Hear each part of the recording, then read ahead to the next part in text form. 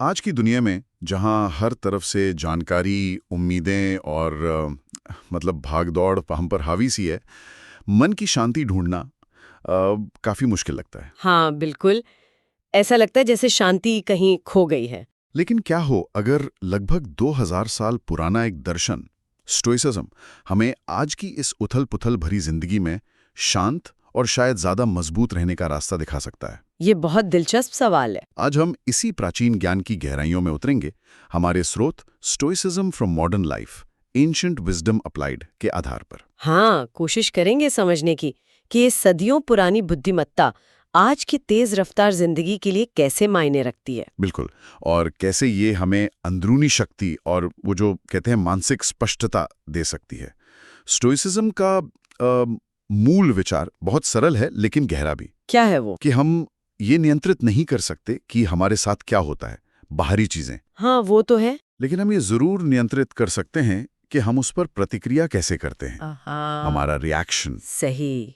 ये बहुत महत्वपूर्ण बिंदु है। तो चलिए इसी सोच के साथ शुरू करते हैं। स्टोइक दर्शन जीवन को दो हिस्सों में बांटता है। दो हिस्से? कैसे? एक, वो चीजें जो हमारे नियंत्रण में हैं, जैसे हमारे विचार, हमारे फैसले, हमारा कर्म, हमारा नजरिया। हाँ, जो हमारे अंदर है, हमारी अपनी दुनिया। बिल्कुल।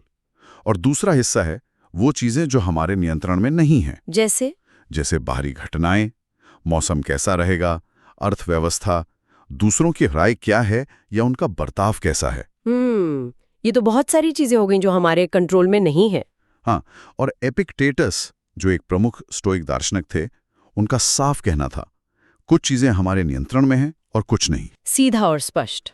और उनका जोर था कि हमें अपनी सारी ऊर्जा, अपना सारा ध्यान केवल पहली श्रेणी पर लगाना चाहिए, जो हमारे नियंत्रण में है। ये सुनने में जितना आसान लगता है, असल जिंदगी में इसे लागू करना हम्म, उतना ही मुश्किल। क्यों मुश्किल लगता है?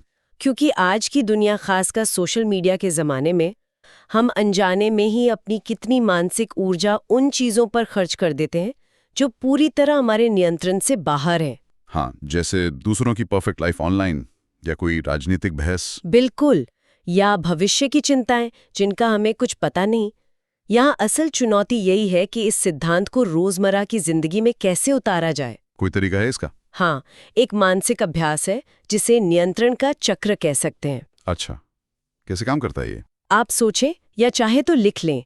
एक अंदर का घेरा बनाएं जिसमें वो सब लिखें जो आप कंट्रोल कर सकते हैं। मेरे विचार, मेरी प्रतिक्रियाएं। हाँ, और एक बाहरी घेरा जिसमें वो सब जो कंट्रोल नहीं कर सकते, बॉस का मूड, ट्रैफिक। ठीक है। अब जब भी परेशान या चिंतित महसूस करें, एक पल रुककर सोचें, ये चिंता किस घेरे में है, अंदर वाले या बाहर वाले?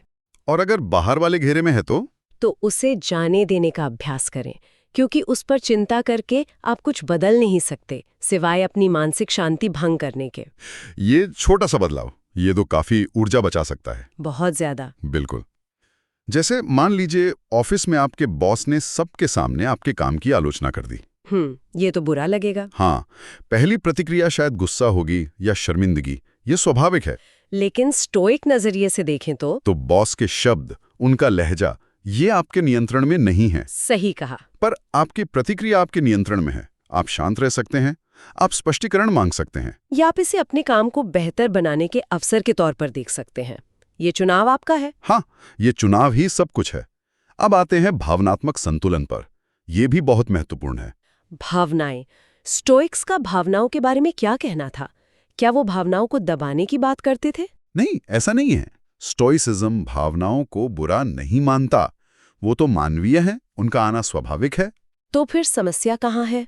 समस्या तब होती है जब हम भावनाओं के बहाव में बहकर बिना सोचे समझे रिएक्ट कर देते हैं।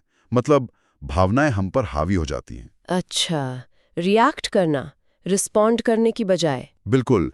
मार्कस ऑरेलियस, रोमन सम्राट और स्टोइक दार्शनिक, उन्होंने अपनी निजी डायरी मेडिटेशंस में लिखा था। क्या लिखा था? तुम्हारी शक्ति तुम्हारे मन पर है, बाहरी घटनाओं पर नहीं। इसे समझो और तुम्हें शक्ति मिलेगी। वाह, मन पर शक्ति। हाँ, और यहाँ गौर करने वाली बात यह है कि स्टोइक्स ने प्रतिक्रिया करने से पहले एक ठहराव लेने की कला सीखी थी। रुकना। ये ठहराव, आज की दुनिया में तो शायद इसकी जरूरत पहले से कहीं ज्यादा है। क्यों? क्योंकि सब कुछ इतनी तेजी से होता है। एक ईमेल आया, एक मैसेज, एक सोशल मीडिया कमेंट और तुरंत गुस्सा या निराशा भड़क सकती है। हाँ, वो इंस्टेंट रिएक्शन वाला कल्चर। बिल्कुल। मान लीजिए किसी ने ऑनलाइन कुछ बुरा कह दिया, पहली इच्छा क्या होगी? तुरंत पलटवार करने की, कुछ कड़ा जवाब देने की। हाँ, लेकिन स्टोइक ठहराव आपको रुककर सोचने का मौका देता है, एक सांस लेने का और पूछने का। क्या पूछने का? क्या ये स्थिति मेरी शांति भंग करने लायक है? क्या जवाब देने से मामला सुलझेगा या और बिगड़ेगा? क्या इस पल का इस्तेमाल धैर्य दिखाने के लिए या शायद समझ दिखाने के लिए किया जा सकता है? अक्सर चुप रहना या एक संतुलित प्रतिक्रिया देना ज्यादा बुद्धिमानी होती है, क्योंकि आप दूसरों के शब्दों को नियंत्रित नहीं कर सकते, पर अपनी प्रतिक्रिया और अपनी मानसिक शांति को जरूर कर सकते हैं। इसे आदत बनाने के लिए कोई तरीका है? हाँ, स्टोइक पॉज का अभ्यास किया जा सकता है। Stoic pause? हाँ, किसी भी उत्तेजित करने वाली स्थिति में, जैसे आपने कहा, ट्रैफिक में कोई गलत तरीके से ओवरटेक करे, तुरंत रिएक्ट करने के बजाय एक गहरी सांस लें और खुद से पूछें, क्या ये मेरे नियंत्रण में है? अगर जवाब नहीं है तो उसे जाने दें, अपनी ऊर्जा बचाएं। अब ये छोटा सा पॉज, ये वाकई आवेग में की गई कई गलतियों से बचा सकता है। ठीक है, अगला स्टोइक सिद्धांत ये थोड़ा चौंकाने वाला लग सकता है। अच्छा, कौन सा? Memento mori. मेमेंटो मोरी, इसका मतलब? इसका मतलब है याद रखो तुम्हें मरना है। ओह, ये तो काफी निराशाजनक सा लगता है सुनने में। हाँ, पहली बार में लग सकता है, लेकिन स्टोइक्स के लिए इसका मकसद उदासी फैलाना नहीं था। तो फिर क्या था? बल्कि जीवन को और गहराई से जीना था। जब हमें ये याद रहता है कि हमारा समय सीमित है, कि ये जीवन अनमोल है और हमेशा के लिए नहीं है, तो हम छोटी छोटी फालतू बातों पर इसे बर्बाद करना बंद कर देते हैं। हम प्राथमिकताओं को ज्यादा स्पष्ट रूप से देख पाते हैं। ये बात तो है। मार्कस ऑरेलियस ने भी खुद को याद दिलाया था, जैसा आपने पहले जिक्र किया। हाँ, उन्होंने लिखा, तुम कभी भी जीवन छोड़ सकते हो, इसी बात को तय करने दो कि तुम क्या करते हो, कहते हो और सोचते हो। ये सोच वाकई प्राथमिकताओं को तय करने में मदद करती है। वही ट्रैफिक जाम वाला उदाहरण फिर से लेते हैं। ठीक है। जब आप झुंझला रहे हो, फंसे हुए हो, अगर आपको अचानक याद आए कि जीवन अनिश्चित है, छोटा है, तो क्या वो 15 मिनट की देरी उतनी बड़ी लगेगी? शायद नहीं, शायद गुस्सा कम हो जाएगा। हाँ, ये नश्वरता का बोध, ये एहसास कि समय सीमित है, हमें तुच्छ चीजों से ऊपर उठकर उन चीजों पर ध्यान केंद्रित करने में मदद करता है जो वास्तव में मायने रखती हैं। ये एक तरह से जीवन को अर्थ देने वाला फिल्टर बन जाता है। बिल्कुल, ये सवाल खड़ा करता है कि हम अपना सीमित समय कैसे खर्च कर रहे हैं। इसी से जुड़ा एक अभ्यास भी किया जा सकता है, शायद रोज रात को। क्या? इसे हम शाम का चिंतन कह सकते हैं। सोने से पहले बस कुछ पल निकाल के सोचें। क्या सोचें? आज का दिन कैसा बीता? क्या मैंने उन चीजों पर ध्यान केंद्रित किया जो मेरे नियंत्रण में थी, या बाहरी चीजों पर ऊर्जा बर्बाद की? अच्छा सवाल है। क्या मैंने अपना समय और ऊर्जा महत्वपूर्ण चीजों पर लगाई? क्या मैं आज अपने मूल्यों के अनुसार जिया?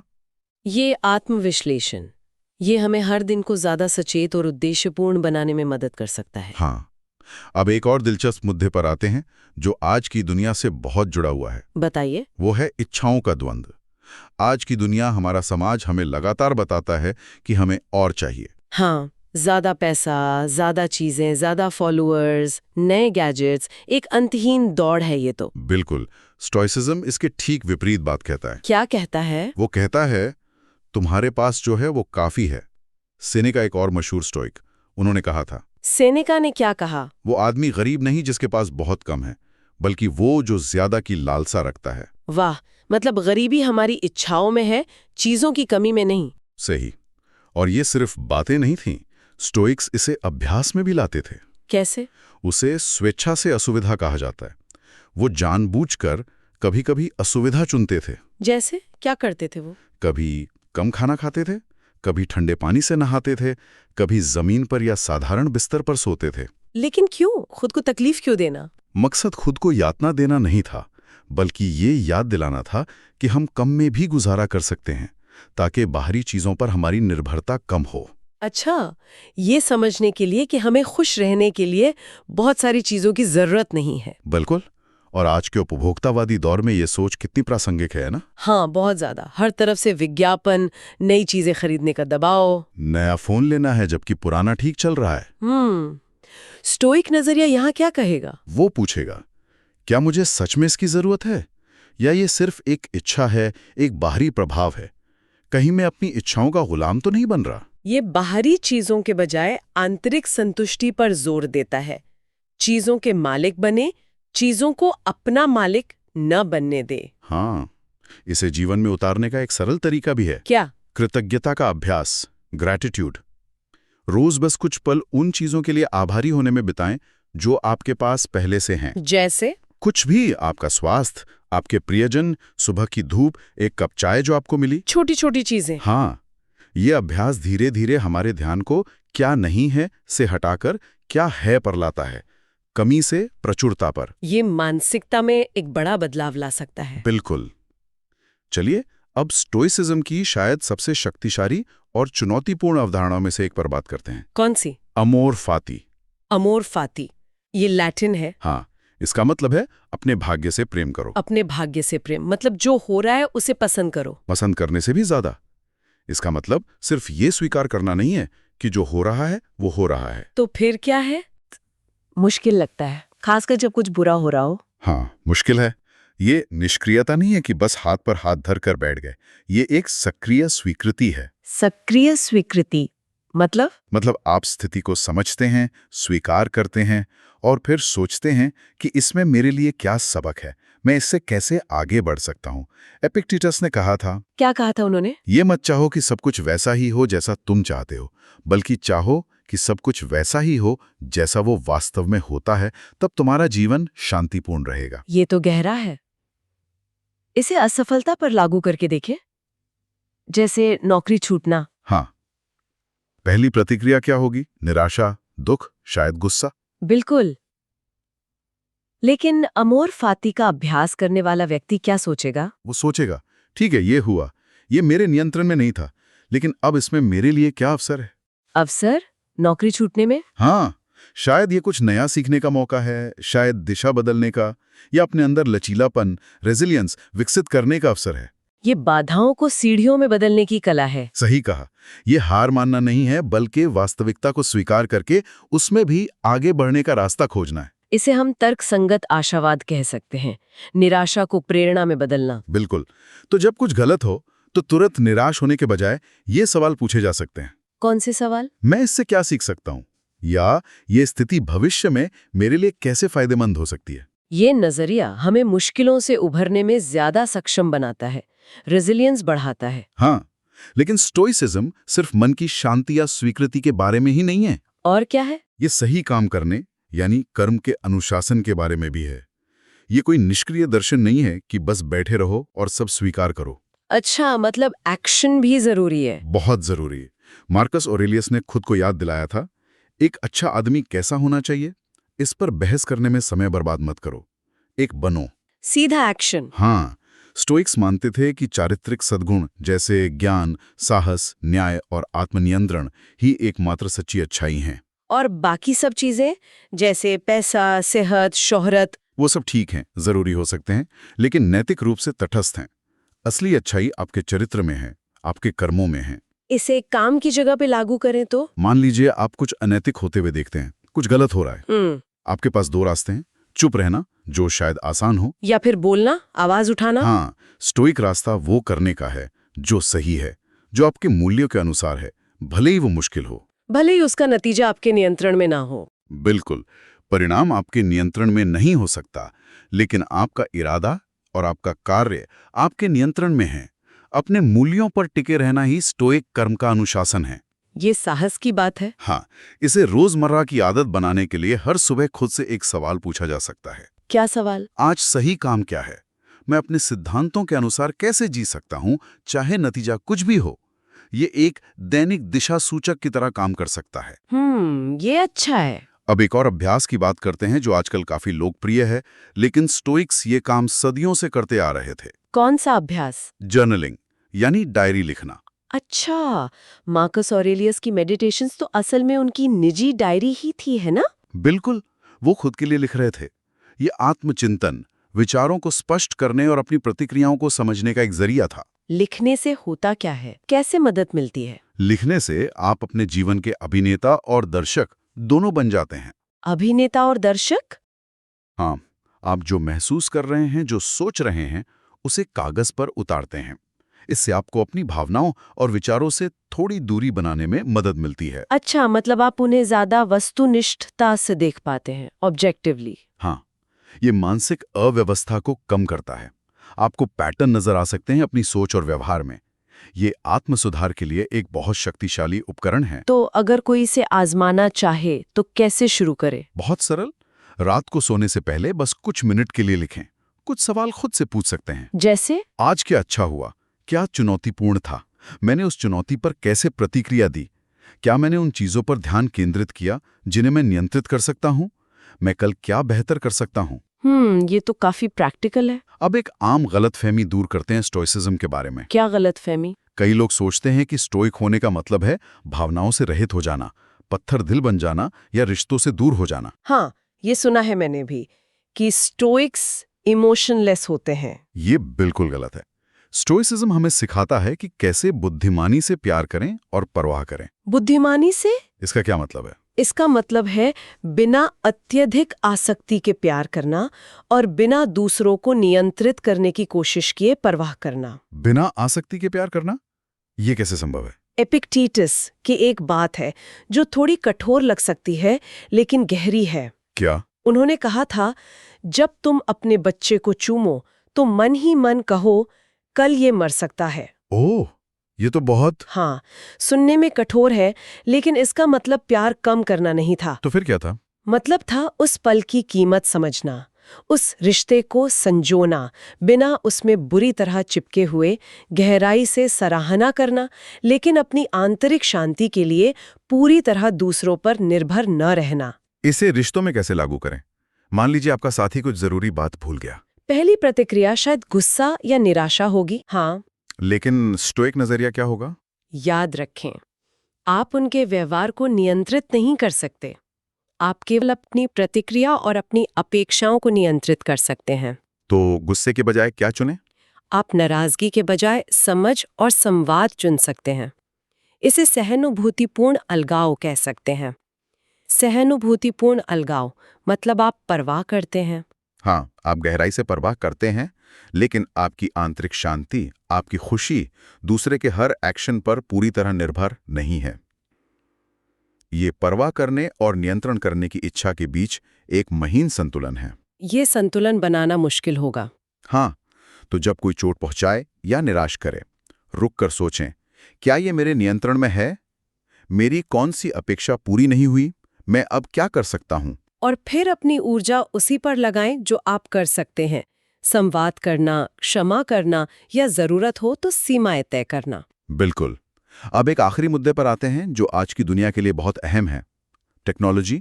हाँ, हमारे स्मार्टफोन। अगर स्टोइक्स आज होते तो वे शायद हमारे स्मार्टफोन को भावनात्मक अनुशासन के लिए सबसे बड़ी चुनौती मानते। क्यों? सोशल मीडिया पर लगातार तुलना, दूसरों की परफेक्ट जिंदगी, हाँ, उससे ईर्ष्या होती है या खुद में कमी महसूस होती है। फिर वो आक्रोश का माहौल, नेगेटिविटी और वो नोटिफिकेशंस की लत, डोपामाइन लूप, ये सब हमारे आत्मनियंत्रण की रोज परीक्षा लेते हैं। सही कहा। तो स्टोइक समाधान क्या है? फोन फेंक दें? नहीं, फेंकना समाधान नहीं है। समाधान है डिजिटल दुनिया में भी सचेत रहना, यानी डिजिटल माइंडफुलनेस। Digital mindfulness. हाँ, जैसे जब दूसरों की परफेक्ट जिंदगी देखकर ईर्ष्या हो तो क्या करें? मार्कस ऑरेलियस ने भी तो दरबार में ऐसी भावनाओं का सामना किया होगा, है ना? हाँ बिल्कुल, उन्होंने खुद को याद दिलाया कि बाहरी दिखावा कभी आंतरिक शांति का पैमाना नहीं होता। तो जब ऑनलाइन कुछ देखकर ईर्ष्या महसूस हो तो रुकें। हाँ, रुकें और पूछें, क्या ये तस्वीर पूरी सच्चाई है या ये सिर्फ एक फिल्टर किया हुआ वर्जन है? फिर उस ईर्ष्या को या तो प्रेरणा में बदलें या अपने पास जो है उसके लिए कृतज्ञता महसूस करें। तकनीक एक साधन होनी चाहिए, मालिक नहीं। बिल्कुल। इसके लिए कुछ व्यवहारिक कदम उठाए जा सकते हैं। जैसे? गैर जरूरी नोटिफिकेशंस बंद करना, दिन का कुछ समय तय करना जब आप स्क्रीन से दूर रहेंगे, फोन को एक उपकरण की तरह इस्तेमाल करना, ना कि भावनात्मक बैसाखी की तरह। ये छोटे छोटे कदम बड़ा बदलाव ला सकते हैं। हाँ, तो कुल मिलाकर आज की जिंदगी में स्टोइक सिद्धांतों को कैसे जिया जाए, निचोड़ क्या है? इसके लिए कोई खास पहनावा पहनने की जरूरत नहीं है या साधु बनने की। नहीं, बिल्कुल नहीं। ये हर दिन थोड़ा और सचेत होने का अभ्यास है, थोड़ा और तर्कसंगत होने का और थोड़ा और साहसी होने का। रोजमर्रा की जिंदगी में? हाँ, सुबह उठकर दिन की चुनौतियों के लिए मानसिक रूप से तैयार होना, जैसे मार्कस ऑरेलियस करते थे। अच्छा। दिन में अपने काम पर ध्यान केंद्रित करना, अपने मूल्यों के अनुसार सही काम करने की कोशिश करना बिना दिखावे के। और शाम को? शाम को अपने दिन का मूल्यांकन करना, कहाँ नियंत्रण खोया, कहाँ केंद्रित रहे, क्या सीखा। ये एक सतत प्रक्रिया है। हाँ, स्टोइसिज्म का सार यही है। यह हमें एक शोरगुल वाली प्रतिक्रियाशील दुनिया में शांत, बुद्धिमान और संतुलित रहने के लिए व्यवहारिक उपकरण देता है। जब हम उन चीजों को नियंत्रित करने की कोशिश छोड़ देते हैं जो हमारे वश में नहीं है, तो हमें शांति मिलती है। जब हम आवेग के बजाय विवेक और सद्गुण से काम लेते हैं, तो हमें शक्ति मिलती है। और जब हम भाग्य से लड़ने के बजाय उसे स्वीकार करना और उससे सीखना चुनते हैं, तो हमें जीवन में सामंजस्य मिलता है। जैसा सेनेका ने कहा था, याद है? हम वास्तविकता से ज्यादा अपनी कल्पना में पीड़ित होते हैं। बिल्कुल। तो अगली बार जब जीवन मुश्किल लगे, उथल-पुथल हो, तो बस एक पल रुकें, सांस लें। और स्टोइक सत्य याद रखें। आप सब कुछ नियंत्रित नहीं कर सकते, लेकिन आप खुद को नियंत्रित कर सकते हैं। आपकी प्रतिक्रिया आपके हाथ में है। और अक्सर उतना ही काफी होता है। आगे सोचने को प्रेरित करें। हाँ, जरूर। हमने बात की कि कैसे स्टोइक्स स्वेच्छा से असुविधा अपनाते थे। पॉइंट 4 में। हाँ, वो कम खाना, ठंडे पानी से नहाना। बिल्कुल, ये न केवल हमें मुश्किलों के लिए तैयार करता है, बल्कि शायद ये हमें खुशी और संतोष के उन गहरे रूपों का अनुभव करने में भी मदद करता है जिन्हें हम आराम की लगातार तलाश में खो देते हैं। मतलब थोड़ी असुविधा हमें ज्यादा खुश बना सकती है। शायद थोड़ी असुविधा हमें जीवन की बुनियादी चीजों की जो हमारे पास हैं, उनकी ज्यादा कद्र करना सिखा सकती है। क्या आराम की कमी हमें गहरी संतुष्टि दे सकती है? इस पर विचार किया जा सकता है। ये वाकई सोचने वाली बात है। इसी विचार के साथ स्टोइसिज्म पर हमारी ये गहरी चर्चा